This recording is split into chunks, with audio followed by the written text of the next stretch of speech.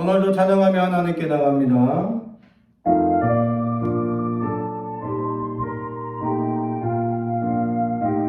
대림주를 맞이하여 찬양하며 하나님을 주님을 기다리는 우리가 되길 바랍니다.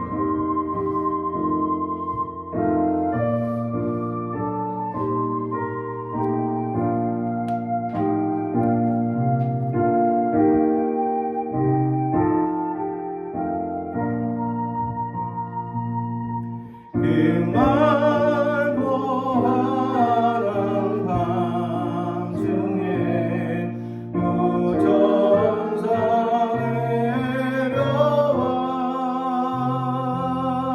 그 손에 비 받으면서 다 찬송하기를 평강의 왕이 오시니 다 평안하여라.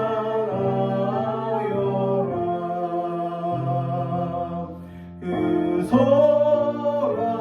소란하던 세상이 다 고요하도다. 무천사 날개 펴고서 이 땅에 내려와 그대의 부르는 노래가 또다시 들리니 이 슬픔 많은 세상에 그 위로 넘치고 온 세상 기뻐 뛰놀며 다 찬송하도다.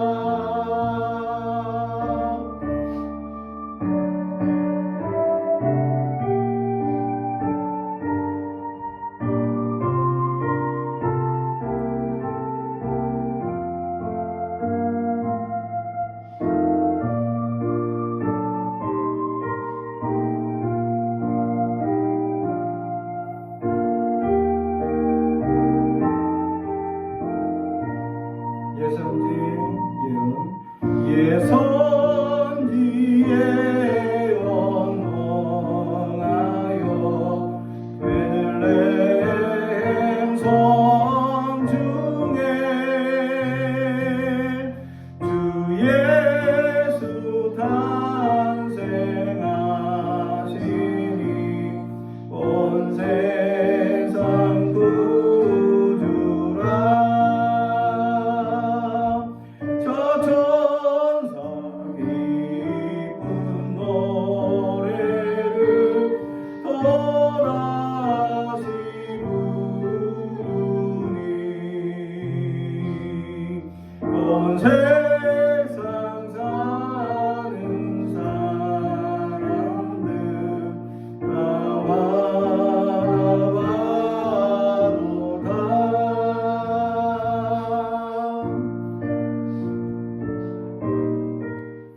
오늘 우리에게 주시는 하나님의 말씀은 베드로후서 3장 8절에서 15절 말씀입니다. 베드로후서 3장 8절에서 15절 말씀, 하나님의 말씀을 경청해 주시기 바랍니다. 하나님의 말씀을 봉독하겠습니다. 사랑하는 자들아, 주께서는 하루가 천년 같고 천년이 하루 같다는 이 한 가지를 잊지 말라. 주의 약속은 어떤 이들이 더디다고 생각하는 것 같이 더딘 것이 아니라 오직 주께서는 너희를 대하여 오래 참으사 아무도 멸망하지 아니하고 다 회개하기에 이르기를 원하시느니라. 그러나 주의 날이 도둑같이 오리니 그날에는 하늘이 큰 소리로 떠나가고 물질이 뜨거운 불에 풀어지고 땅과 그 중에 있는 모든 일이 드러나리로다. 이 모든 것이 이렇게 풀어지리니 너희가 어떠한 사람이 되어야 마땅하냐. 거룩한 행실과 경건함으로 하나님의 날이 임하기를 바라보고 간절히 사모하라. 그날에 하늘이 불에 타서 풀어지고 물질이 뜨거운 불에 녹아지려니와 우리는 그의 약속대로 의가 있는 곳인 새 하늘과 새 땅을 바라보도다. 그러므로 사랑하는 자들아 너희가 이것을 바라보나니 주 앞에 점도 없고 흠도 없이 평강 가운데서 나타나기를 힘쓰라. 또 우리 주의 오래 참으심이 구원이 될 줄로 여기라. 아멘. 우리 가슴에 손을 얹고 축복의 언어합니다. 나는 하나님의 사람입니다. 축복의 사람입니다. 우리 가정은 영혼이 잘된 같이 범사가 잘되고 강건해지는 가정입니다. 우리 교회는 번성하고 창조하게 되며 하나님의 언약이 이루어지는 교회입니다.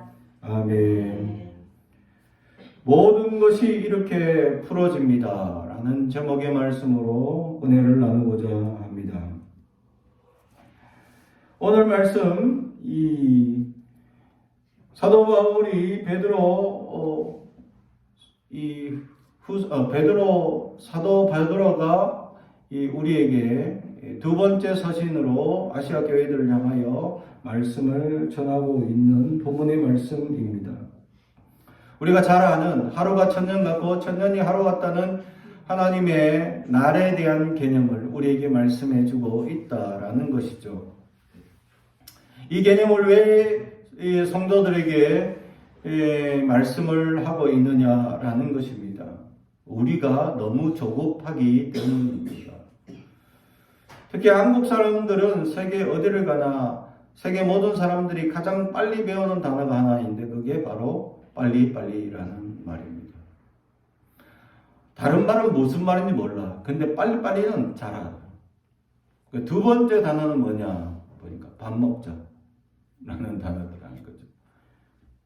제가 아는 어느 동기들이 청년 때 이제 선교사 훈련을 위해서 이렇게 선교센터에 가서 선교를 하고 훈련을 받고 있는 중에 이제 한국 사람 절반, 외국인 절반인데 이제 시간별로 이렇게 강의도 이루어지고 실습도 하고 막 그런 시간들인데 한국 사람들은 딱 요 시간만 되면 이 말을 하더라고요. 무슨 말인지 처음에는 몰랐다. 밥 먹자. 그래서 이 말을 하면 점심시간이구나. 그래 강사가 저 말을 하는 순간 점심시간이구나. 그래서 밥 먹으러 갑시다. 이렇게 강사님이 그 얘기를 하면서 그 단어를 항상 들으니까 이렇게 배우게 되었다 하면서 한마디 하는 것이 이 한국 사람들의 식탁 공동체가 참 아름답다라는 얘기를 하고 있습니다. 우리는 어려서부터 잘 지냈습니까? 평강하십니까? 샬롬하십니까? 하는 단어를 대신해서 쓰는 말이 하나 있었어요. 그게 바로 식사하셨어요? 라는 말입니다. 그래서 옛날 어른들에게 전화를 하면 제일 먼저 하는 말이 뭐냐면 밥 먹나? 이렇게 말씀하시죠. 밥 먹었어? 잘 지냈어? 뭐 이게 두 단어를 이렇게 그냥 잘 지냈어? 별일 없어? 이게 아니라 밥 먹고 잘 지내니? 이 말이 아주 평안하고 건강하고 샬롬하냐라는 단어죠. 그렇습니다. 시대에 따라서 이런 단어들이 점점 변형되지만 옛날 분들의 단어가 바로 그런 단어들이다라는 거죠. 그러면서 한국 사람들은 빨리빨리 문화가 발전돼서 식탁에 앉자마자 이모 주문을 하면 한 5분도 안 돼서 밥이 탁 나오는 그런 식당들을 선호하기 했죠. 그러다 보니까 또 밥도 후다닥 빨리 먹고 그 점심시간 1시간 중에 밥 먹는데 한 10분 정도 할애하고 나머지 50분을 여유롭게 쉬고 싶은 마음 때문인지도 모릅니다. 근데 시대가 변하다 보니 이제 음식 문화가 발달하고 요리 문화가 발달하다 보니까 기다릴 줄도 알고 먹을 줄도 알고 음미할 줄도 아는 문화가 생겨나더라라는 거죠. 저도 10년 전만 해도 아르헨티나 가서 선교를 사러 갔을 때 깜짝 놀랐습니다. 아르헨티나에서 밥을 먹는데 3시간을 먹는다는 얘기를 들었어요. 아니 밥을 먹는데 3시간을 앉아서 도대체 그 사람들 배는 얼마나 크길래 밥을 그렇게 앉아서 먹느냐 했더니 얘기를 하며 계속 이제 식사를 하는 문화였다는 거죠. 그래서 이제 우리처럼 한꺼번에 확 몰아먹는 게 아니라 천천히 조금씩 갖다 먹으면서, 그래 뷔페라는 문화도 원래 천천히 조금씩 갖다 먹으며 이렇게 얘기하는 식탁 공동체였는데, 우리는 그런 뷔페 문화를 갖다 줬더니 그 상같이 싸워가지고 그것도 몇 접시 먹었냐, 이게 이제 하나의 루틴처럼 변화되어서, 그래서 한 5접시는 최소한 먹어야 본전 뽑았다 라는 이제 한국 문화나 의식들이 생겨났죠. 원래 뷔페는 조금씩 갖다 먹으면서 여유 있게 천천히 먹는 그런 음식 문화였습니다. 근데 그게 우리나라 오니까 와 상같이 싸놓고 와 먹더라는 거죠. 그래서 점점 지금은 많이 나아졌죠. 근데 이 문화가 또 어디로 가면 보여지냐, 저기 중국이나 동남아 가서 뷔페 식당을 열면 그런 현상이 두드러집니다. 못 사갖고 못 먹었으니 뷔페 한번 싸게 이렇게 하면 사람들이 와 가서는 배가 막 찢어질 동안 막 계속 막 먹는다는 거죠. 그래서 우리나라에서는 외국에서는 없는 뷔페 문화 가운데 하나 생긴 게 있습니다. 그게 뭐냐면 2시간 안에 먹으라는 겁니다.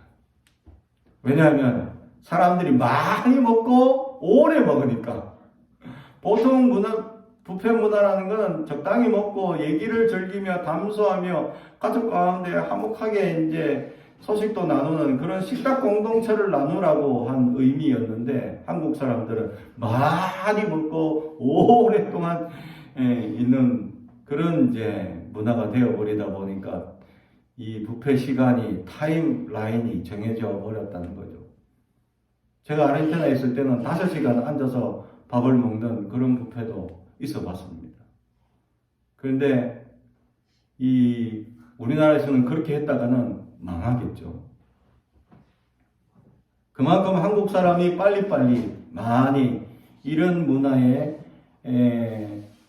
배어 있다 보니 이제 현대의 이 젊은 세대들은 먹는 것에 대한 두려움이 없습니다. 그러다 보니까 또 잘 먹어왔고 또 배 골아본 적이 없는 이 젊은 세대들이, 부모님들이 이런 뷔페 문화 가운데, 또 제가 이제 부목사 시절에 어떤 이제 교회에서 권사님들이랑 같이 잔치 초대받아가서 같이 가면 꼭 그런 권사님들이 계셨어요. 비닐종이 들고 가가지고 음식을 먹고 남으면 싸들고 오셔. 그리고는 자기가 마치 이 싸들고 온 음식이 승리의 트로피인 양 사람들에게 돌아가는 이 차 안에서 사람들에게 내가 이걸 싸왔다, 그리고 나도 이걸 싸왔다 하면서 막 자랑하는데, 보통은 떡이나 평소에 먹지 못하는 음식들을 싸옵니다. 근데 어떤 권사님은 나는 잡채를 싸왔다 하면서 자랑을 하시면서, 문제는 거기서 끝나는 것이 아닙니다. 이 권사님들이 그 음식을 그렇게 눈치 보면서 막 싸와가지고는 저한테 다 주시는 거예요. 목사님 가서 드십시오. 그렇게 눈치 보고 불안에 떨며 막 창피한 줄 모르면서 막 열심히 모았던 그 음식들을, 이 트로피들을 마치 교육자에게 대접을 하면 뿌듯한 감정을 가지고 있는 아주 연세 많으신 권사님들이 계셨다는 거죠. 처음에는 제가 젊은 목사니까 그거 되게 받기 싫고 엄청 거부스러웠어요.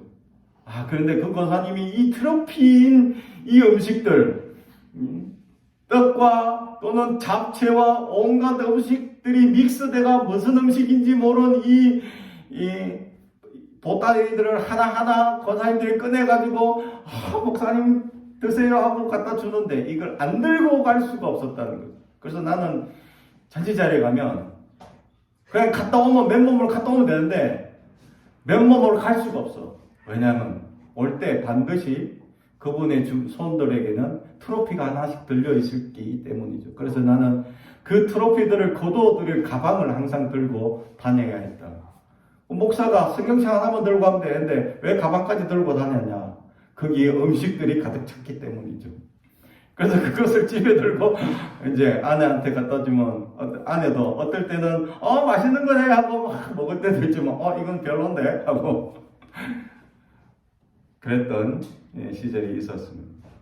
그렇습니다. 음식이 귀했던 옛날 음식 하나 못 먹었던 그런 나이 드신 그런 권사님들 입장에서 음식 하나 챙겨주는 것이 그 시대에는 굉장한 베품이었고 선물이었기 때문이죠. 그러나 지금은 사람들 음식 이런 거 싸주면 싫어해요. 그죠? 별로 안 좋아합니다. 그런 문화에 대해서 싫어하는 젊은 세대들이 많습니다. 심지어는 시부모님이나 또 부모님이 싸준 그런 장아찌류나 음식류 이런 거 싸준 것만 해도 굉장히 부담스러워하는 자녀들이 있는 모습을 봅니다. 슬기로운 의사생활 가운데 그 홍일점이었던 여자 주인공이 한숨을 뱉으며 한마디 합니다. 남자 의사들한테 큰일 났어. 왜? 오늘 어머니께서 택배를 보내셨는데 장아찌가 몇 상자씩 왔다는 거지. 이걸 언제 다 먹느냐? 이걸 다 먹기도 전에 또 배달해 주시고 또 배달해 주고 혼자 사는데 어머니는 마치 대식구가 사는 양 장아찌류를 담아서 보내주더라는 거죠. 왜 그렇게 어머니 보내주실까 하니까 남자 의사도 우리 어머니는 깻잎을 몸이 좋으면 10만 장을 만들어서 장아찌를 만들어서 주신다. 그러면 우리 서로 나누자 하면서 그런 얘기를 하더라는 거죠. 부모님들이 그렇게 반찬들을 나누는 것에 대해서 자녀들은 부담스러워하는 그런 모습들을 보게 되는 거죠. 그래서 요즘 현대인들은 간단하게 편의점이나 또는 마트에 가서 반찬까지 쉽게 사다 먹을 수 있는 이런 문화가 되는 것에 대해서 잘 익숙하게 적응하고 있지만 지금 우리의 부모님 세대는 여전히 반찬 하나 다 꼼꼼히 싸가지고 자녀에게 갖다 붙이는 것에 대한 보람을 느끼고 있다라는 것이죠. 식사 한 끼 하는 것, 또 밥 한 끼 잘 먹고 사는지 그것이 굉장히 염려되고 걱정되는 부모의 세대의 모습이 있었기 때문입니다. 그래서 항상 부모들은 자녀들에 대하여 두려움과 걱정과 염려로 바라보며 살아가고 있다라는 것입니다. 그렇습니다. 사람은 누구나 이런 두려움과 걱정과 염려 가운데 살아가고 있다라는 것이죠. 오늘 성경 제목처럼 모든 것이 이렇게 풀어집니다 라는 말처럼 오늘 본문에 11절 이 모든 것이 이렇게 풀어지리니 풀어진다라는 리오라는 이 말은 이 풀다 우리 쉽게 말하면 묶여있는 것을 푸는 그런 단어에서 가져온 거 맞습니다. 다시 말해 풀어진다라는 단어를 사용한 이유는 우리의 삶이 무언가에 묶여있다라는 것을 보여주고 있기 때문입니다. 사랑하는 성도 여러분, 우리는 무엇에 묶여 있습니까? 사람들은 무언가에 묶여 살아가고 있다라는 것이죠. 다시 말해 우리가 가장 염려하고 걱정하는 것이 무엇이냐라는 것입니다. 가장 두려워하고 가장 염려하는 것들이 묶여 있기 때문입니다. 사랑하는 성도 여러분, 왜 하루가 천년같이 느껴지고 천년이 하루같이 느껴지는 이 현상들이 생겨나느냐? 하루가 후딱 지나가는 사람이 있는가 반면에 어떤 사람은 하루 왼종일 왠지 시간이 안 가는, 우리나라에서 가장 시간이 안 가는 단체가 하나 있습니다. 그게 바로 군대입니다. 군대 간 사람들은 하루 종일 시계를 보고 언제 그럼 하루 종일 달렸고 그런데도 시간이 그렇게 안 간다는 거예요. 근데 제가 이제 나이가 들고 이렇게 보니까 시간이 왜 그렇게 빨리 지나가는지 두렵다라는 거죠. 시간이 안 가게 느껴지는 사람은 어떤 목표가 있기 때문이고, 시간이 빨리 지나가는 사람은 목표가 없다는 어떤 심리학자의 이야기가 있습니다. 왜냐하면 목표가 있는 사람은 그 목표가 이루어지기까지의 시간을 기루어야 해요. 제대하는 그날을 기다리는 그 사람 입장에서는 그 하루하루가 피와 같고 정말 힘들고 어려운 거죠. 이제 그것을 다 이룬 연세가 이제 된 사람들 입장에서는 그냥 하루하루가 빠르게 휙휙 지나가는 느낌이 들더라. 이제 목표가 사라졌기 때문이죠.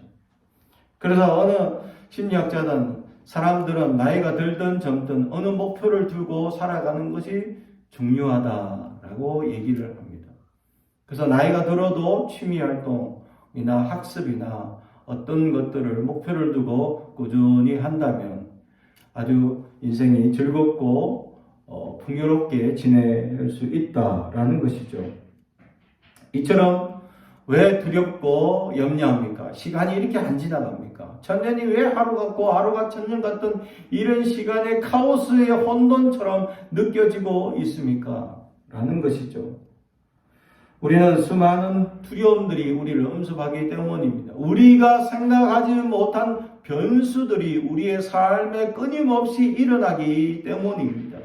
우리는 조금 더 생각지도 못하고 우리는 조금 더 계획하지도 않았던 일이 우리의 삶에서 여기저기서 막 사고가 나듯이 일어나기 때문입니다. 우리가 언제 전쟁을 계획했었나요? 우리가 언제 코로나를 계획했었나요? 우리가 언제 기근이나 이런 환경 오염을 계획했었나요? 근데 살아가다 보니 이런 일들이 자꾸 터집니다. 그래서 우리는 늘 사람들은 소 잃고 외양간 고치기에 급급한 삶을 살아가다 보니까 무언가에 자꾸 맺혀 살아가게 됩니다. 그래서 오늘 성경은 다 풀어지는 날이 있을 것이다 라는 말씀을 우리에게 말씀해 주고 있는 것입니다. 우리가 무엇을 두려워하고 있습니까? 우리가 무엇을 염려하고 있습니까? 우리가 무엇을 가장 초조하게 여기고 있느냐라는 것이죠. 그것이 바로 우리가 가장 묶여있는 부분이기 때문입니다. 그러나 어떻게 되면 이것이 다 풀어지느냐라는 것이며, 오늘 성경은 우리가 분명히 풀어지는 날이 있을 것이다 라고 말씀합니다. 그것에 대해서 오늘 10절, 그러나 주의 날이 도둑같이 오리니 그 날에는 하늘이 큰 소리로 떠나가고 물질이 뜨거운 불에 풀어지고 땅과 그 중에 있는 모든 일이 드러나리로다. 아멘, 아멘.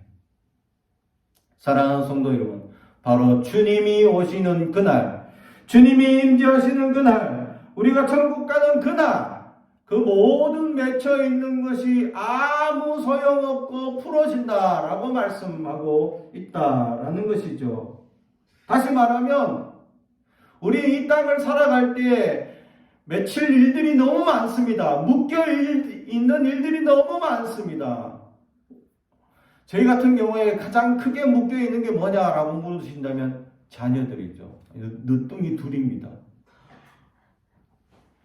벌써 24년 동안 키우는 큰 딸이 있는데도 불구하고 아직 초등학생이 있어요.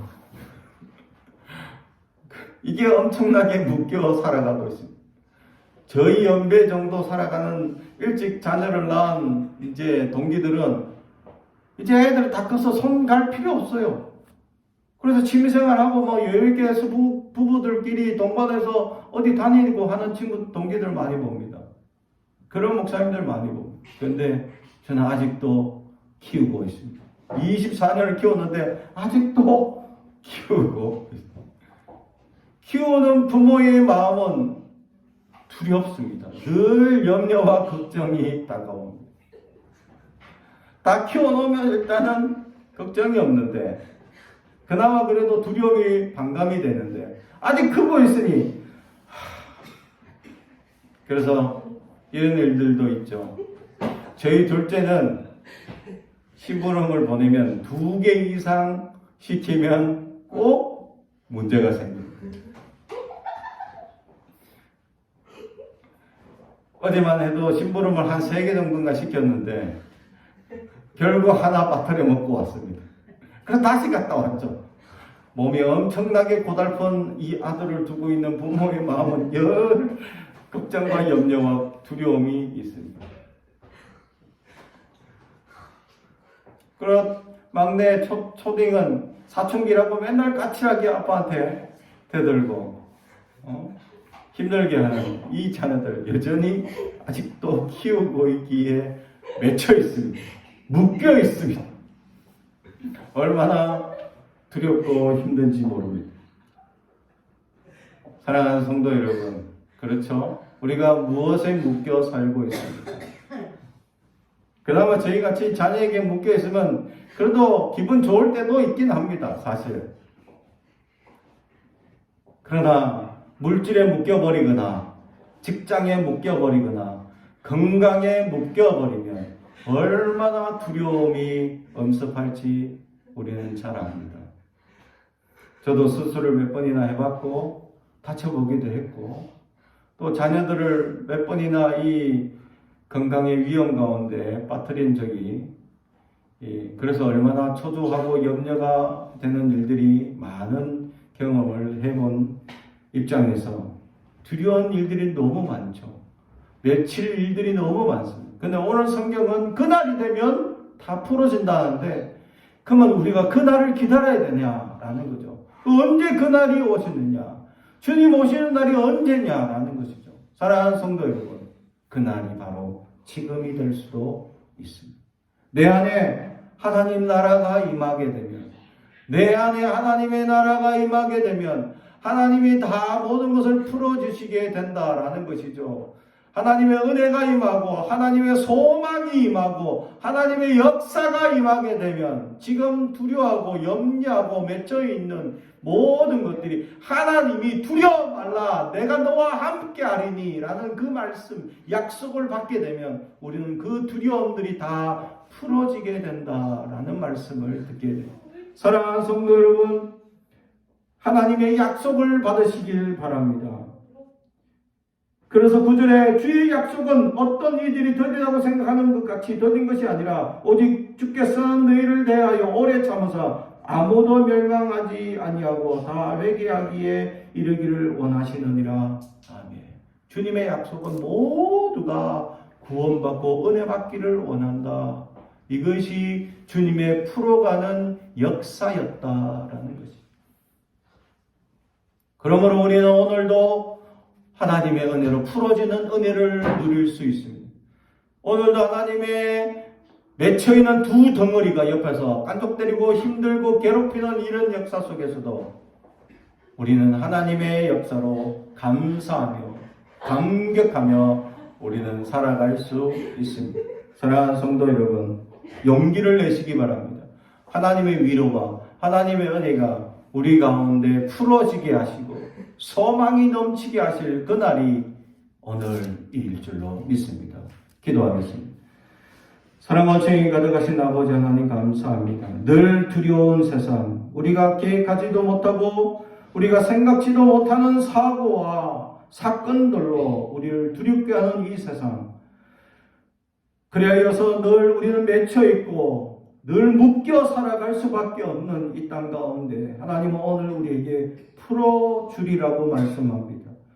우리 안에 찾아오셔서 지금 우리가 묶여있는 물질과 이 땅의 것들을 다 내려놓고 주님의 은혜를 소망하며 풀어지는 은혜를 경험하게 하옵소서.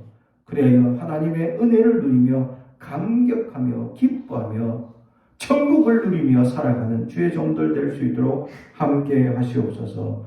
감사드리며 예수님의 이름으로 기도드리옵나이다. 아멘.